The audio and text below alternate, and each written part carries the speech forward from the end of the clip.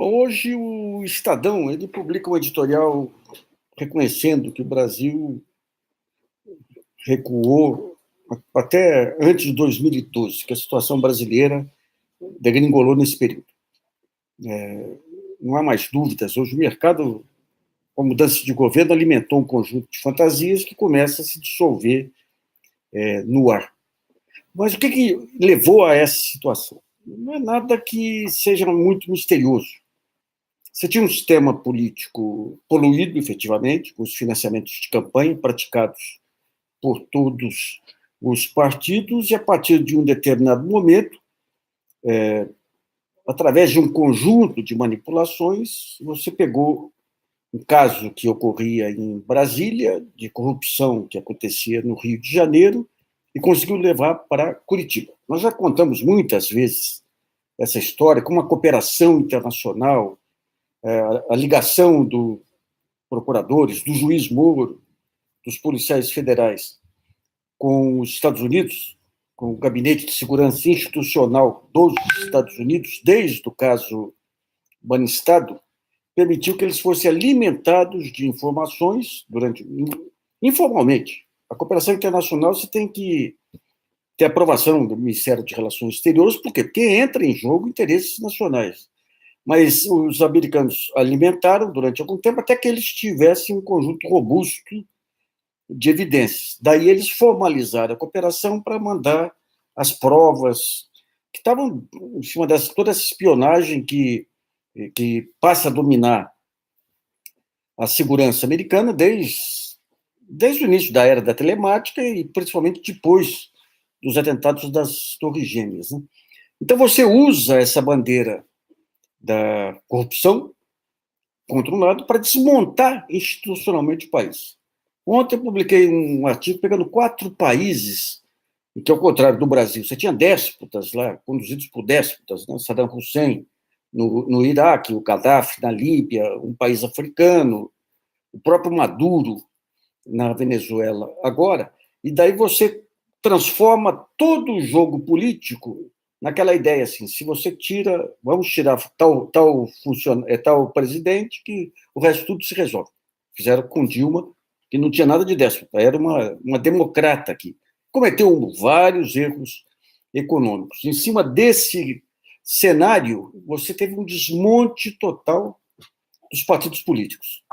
Hoje eu publiquei no GGN uma cobrança em cima do ministro Luiz Roberto Barroso, que eu considero o grande responsável por esse desmonte institucional brasileiro. Porque ele, do alto do Supremo Tribunal Federal, ele ajudou a criar um poder paralelo, que é o da Lava Jato, que hoje é um poder que se rivaliza com a Procuradoria-Geral da República. Os juízes da Lava Jato, seja Moro, seja Breta, seja Vasilei, tudo, eles estão fora de todo aquele sistema de freios e contrapesos que é a garantia da democracia e dos direitos. E quem avalizou todo esse processo foi o Luiz Roberto Barroso. E ele casou essa luta contra a corrupção, transformou no chamado direito penal do inimigo, deixaram de lado procedimentos jurídicos, provas, e tudo, e casou com o liberalismo econômico. Então, delenda PT, delenda Estado Nacional, e sempre com aquele discurso que, agora, com a livre iniciativa, veja bem, essa livre iniciativa que é fundamental no país, esse discurso de acabar com legislação trabalhista e tudo, vem da parte mais atrasada da livre iniciativa. A parte mais atrasada, porque o pessoal que pensa, que nem os grandes empresários americanos, Rockefeller, lá nos anos 30, 40 e tudo aqui, o empresário que pensa país, ele fala, eu quero ter uma grande empresa num grande país. Ele sabe que a questão dos direitos trabalhistas é essencial, que sabe que a questão da paz social é essencial, sabe que a democracia se funda nisso. E aqui o que o Barroso estimulou nesse período foi acabar com a legislação trabalhista, aquela ideia de que se deixar tudo solto. E esse neoliberalismo econômico dele, ele aplicou do ponto de vista penal também. À medida que começou a dar poder excessivo à Lava Jato, com apoio da mídia, e casando isso com o novo tempo que vem aí, a refundação, o iluminismo, sempre esses dois chavões, ele não tinha muita imaginação para isso. Então, ele foi fortalecendo algo que arrebentou com a hierarquia do próprio judiciário. E a parte mais interessante do jogo, e sempre falando para a torcida, falando para a mídia, falando para a Globo, a parte mais interessante do jogo é que a mídia já se deu conta do risco que tem quando você arrebentou com esse papel de contra-majoritário do Supremo. O Supremo ele é feito, a Constituição, para a defesa das minorias, contra as maiorias eventuais. Quando você arrebentou com isso, deu esse poder excessivo a juízes punitivistas, procuradores querendo aparecer, você transformou num caldeirão do diabo aqui. Então a imprensa começa a se dar conta disso. Então, à medida que o próprio Sérgio Moro vai para o Ministério da Justiça e começa a revelar aquela flexibilidade que ele não tinha no período anterior, você acaba com aqueles fogos de artifício com os quais a imprensa convalidava as arbitrariedades da Lava Jato. Até é interessante que a Polícia Federal montou um baita de uma ação, aí prendeu o presidente da Confederação Nacional da Indústria, investiu contra isso, contra aquilo, durou um dia no noticiário. No tempo do PT, do governo Dilma, um traque ficava um mês no noticiário. Então, digamos, e foi isso que conferiu esse superpoder de atropelar a Constituição, os direitos individuais, avalizados no Supremo pelo Luiz Edson Fachin e pelo Luiz Roberto Barroso, que mudaram da noite para o dia a sua posição garantista para essa posição punitivista. Não sei as razões. Eu tenho para mim que houve uma pressão desses grupos de direita, com dossiês e investigações. Mas o Fachin ficou restrito aos autos. Aí. E o Barroso passou a ir para todo lado, falando na refundação do país. O que nós temos hoje é o seguinte: o mercado de trabalho, com a nova legislação trabalhista, você não tem mais a formalização, reduziu, caiu. E todo esse modelo que esses panacas dizem que é modelo getulista de legislação trabalhista, é modelo Roberto Campista. Foi o Roberto Campos que lá atrás montou, acabou com aquela estabilidade que existia, trocou pelo fundo de garantia, trocou pela multa, no caso de demissão injustificada, e todo esse modelo alicerçava um sistema econômico fantástico. Então, o desconto em folha passou a ser a receita mais previsível com que o governo podia contar. A formalização e garantiu também garantiu o financiamento da Previdência. O fundo de garantia servia para financiamento de infraestrutura. É uma obra de uma arquitetura econômica que esses neoliberais de hoje aí nem passariam perto. Né?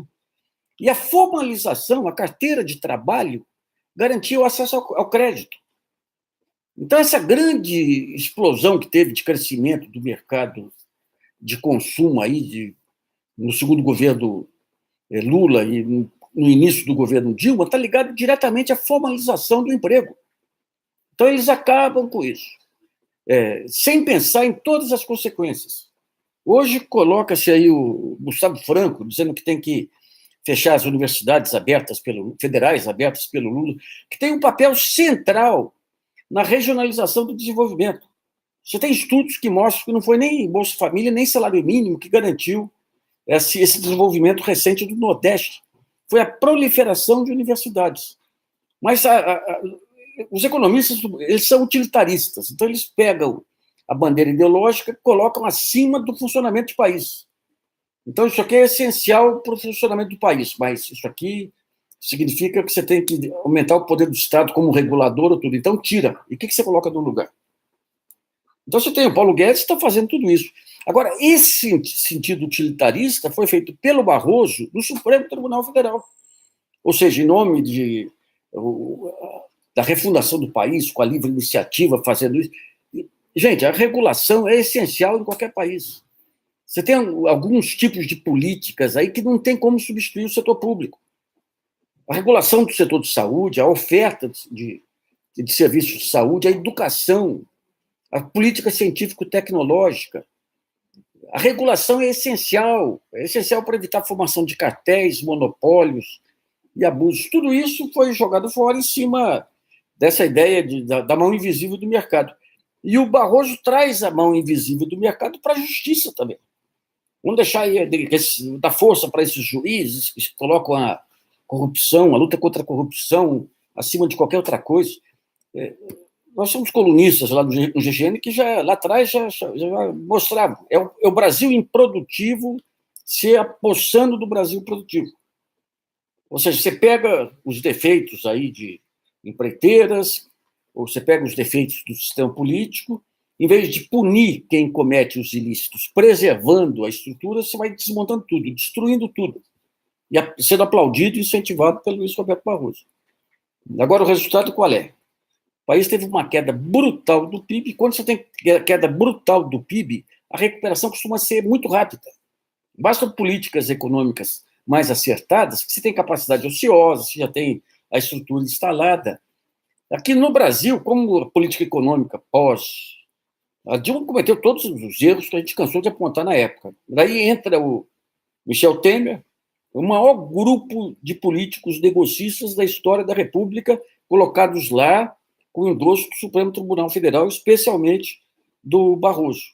E daí começa com a tal ponte para o futuro, desmontando a política do petróleo, a lei do petróleo, que era uma grande obra da própria Dilma mesmo, permitindo você financiar a industrialização do país, a questão do conteúdo nacional e tudo. Daí acaba com legislação trabalhista, daí você chega ao resultado final, que é fundamentalistas religiosos se apossando do país, um cara do nível do Jair Bolsonaro se tornando presidente do país, Damares se tornando ministra dos Direitos Humanos, o sujeito lá do meio ambiente, que estudou em Yale, que nunca aconteceu isso. Você joga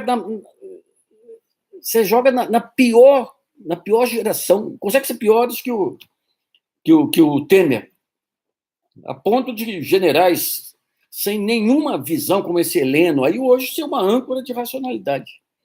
E tudo isso porque lá atrás você desmontou o sistema partidário.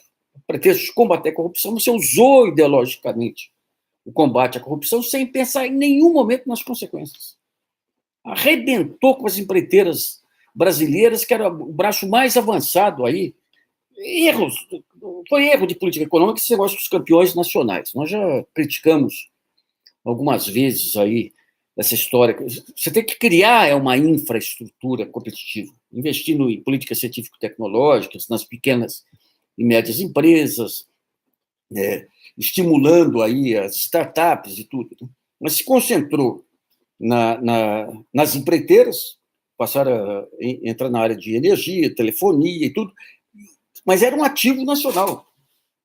Então, quando você resolve, por uma questão de batalha política, destruir as empreiteiras, você acaba com a engenharia nacional. Então, e qual é o resultado hoje? Daí vem o Ministério Público hoje, essa coisa horrorosa que é a Associação Nacional dos Procuradores da República, o Roubalinho, brigando aí por melhorias de salário e tudo, como se você arrebentou fiscalmente o país. Você arrebentou fiscalmente o país. Então, é complicado esse jogo, porque o oportunismo existe no campo político, mas quando você chega no Supremo Tribunal Federal e permite esse jogo político oportunista de pessoas que nem o Barroso, é porque o resto do país está apodrecido. E agora temos que conviver com esse período de desmonte do país, aí, torcendo para ser o mais breve possível. Uma boa noite.